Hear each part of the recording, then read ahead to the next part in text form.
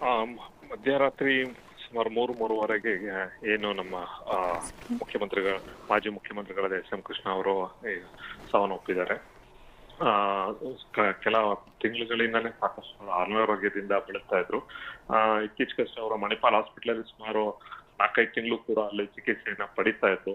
ಒಂದ್ ಕಡೆ ಇತ್ತೀಚೆಗೆ 1 ತಿಂಗಳಿಂದ ಸ್ಟ್ರೋಕ್ ಕೂಡ ಅವ್ರಿಗೆ ಆಗಿತ್ತು ಅಂತ ಹೇಳ್ತಾ ಇದ್ರೆ.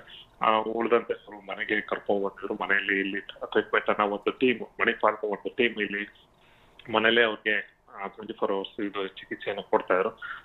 ಇವತ್ತು ಸುಮಾರು 3:30-3:30ಗೆ ಅವರ ಸಾವನ್ನಪ್ಪಿದ್ದಾರೆ ಅಂತ ತಿಳಿದು ಬಂದಿದೆ. ಈ ಒಂದು ವಿಚಾರಕ್ಕೆ ಸಂಬಂಧಪಟ್ಟಂತೆ ಬಹುಶಃ ಮುಂದಿನ ಹಂತದ ಅಂದ್ರೆ ಕರೆಗಳನ್ನು ಏನೇನಿದೆ ಅದನ್ನ ಮಾಡುವಂತ ಎಲ್ಲ ಸಿದ್ಧತೆಗಳನ್ನು ಮಾಡ್ಕೊತಿದ್ದಾರೆ. ಬಹುಶಃ ಅವರ ಒಂದು ಅಂತ್ಯಕ್ರಿಯೆ ಮಾಡುವಂತದ್ದು ಸಾರ್ವಜನಿಕರಿಗೆ ದರ್ಶನಕ್ಕೆ ಅಂತ್ಯಕ್ರಿಯೆ ಒಂದು